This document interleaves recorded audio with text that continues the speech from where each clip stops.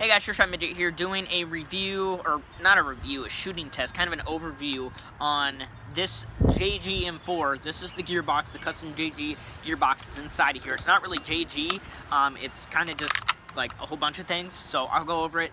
Quick overview of the internals. SHS 1301 gear set with the sector chip. JG cylinder head with sorbo, SHS O-ring nozzle, JG tappet, Echo 1 motor, really nice motor. Sorry, the wind. Echo 1 motor in here, wired to Dean's. The motor wires are soldered on. What else? Lancer Tactical hop-up with a King Arms blue bucking and a JG 6.03 barrel that stops about here. The piston is Rocket. It's a steel rack piston, metal rack piston. AOE corrected with sorbo, a SHS M110 spring, and a Rocket piston head. I put the Rocket piston head in there because I was like, well, the JG one is super old. I could use it, but it's super old.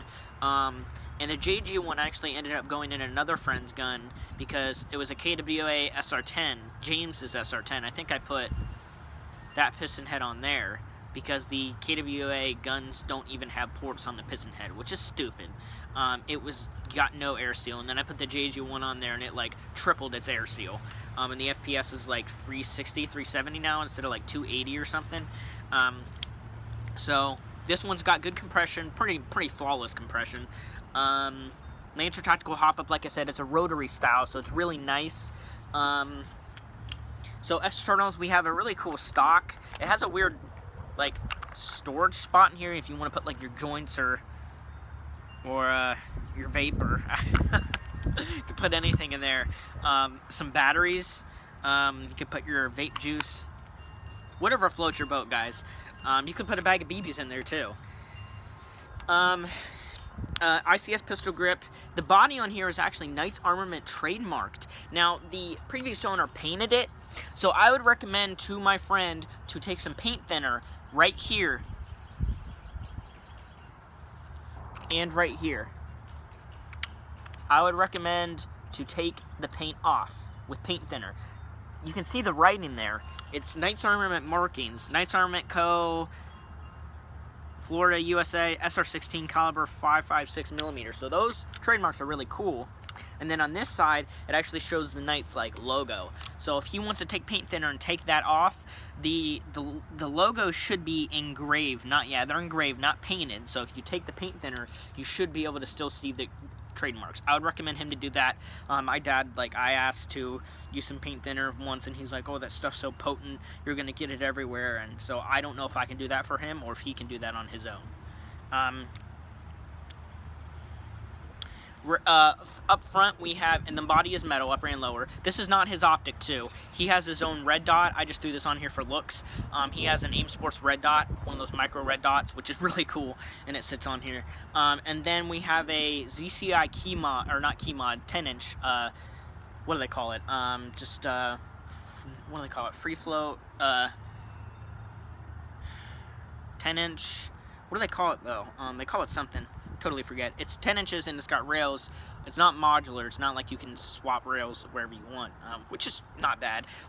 This is a more traditional look. It reminds me of a KWA SR7 rail. It really does. Or 10, rather, because this is probably the length of the 10.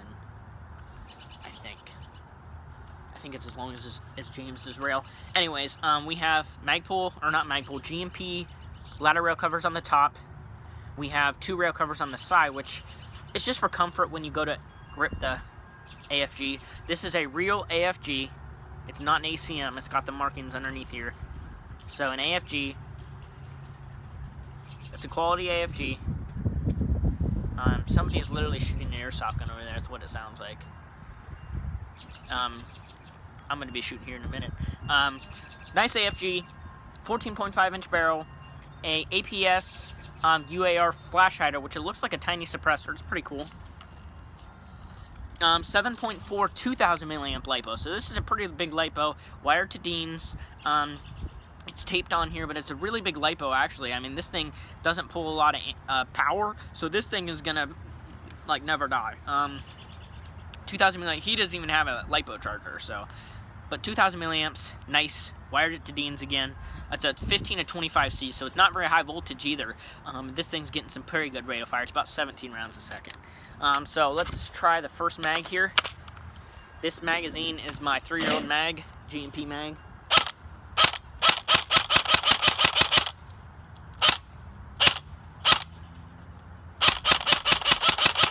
So it's a little windy out here, so the BBs are kind of going off to the right a little bit. I could probably sight in with this red dot though.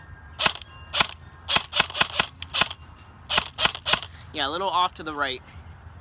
Let's put it through the chrono real quick. 0.25 grain BBs, forgot to say that. I'd recommend him to use 2.5s, but it is windy out here, so when it's not windy and you're in the woods, you may be able to use 2s, but 2.5s is probably best.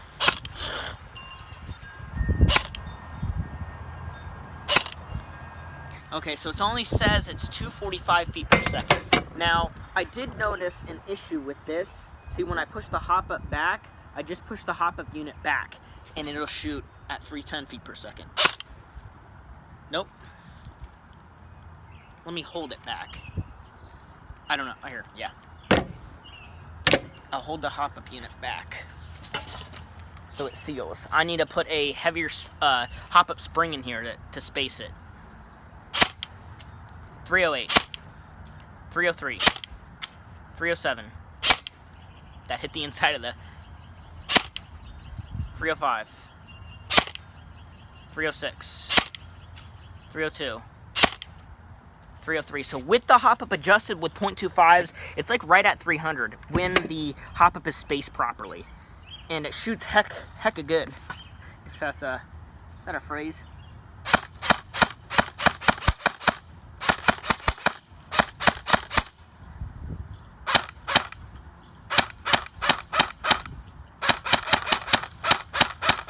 Yeah, it does shoot a little bit better when it has that feet per second to it. So I need to space the hop up back.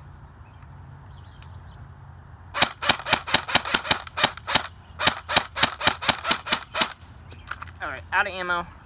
Let's try the better magazine.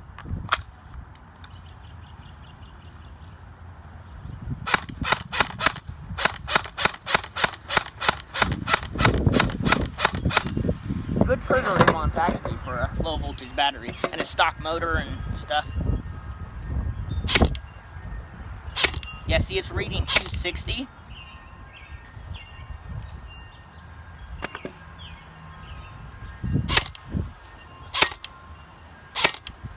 And when I hold it back, it's getting 300 with 2.5. So I definitely need to space this hop up unit.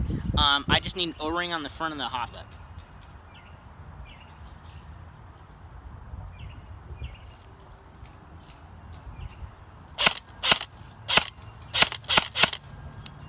Alright, so full auto. It chronoed at 17 rounds a second, so I'm not going to chrono it on full auto.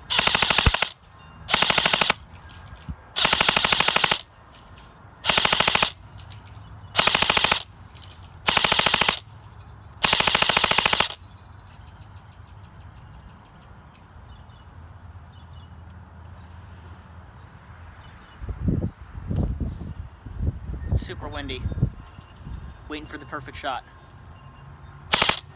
So it shoots really nice on full auto. Motor heat, there's a little bit, but after 2 mags, that's pretty good. And trigger response is good too. I mean, for a stock motor, 13-to-1 gear set, they mesh pretty well.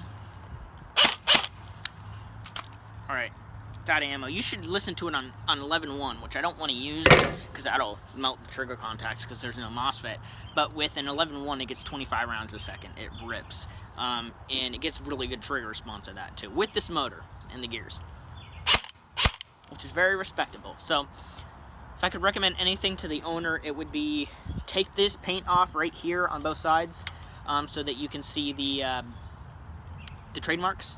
And then the other recommendation would be maybe a MOSFET, but the wiring is not bad right now. It is, you know, running a 7.4, so it doesn't need a MOSFET.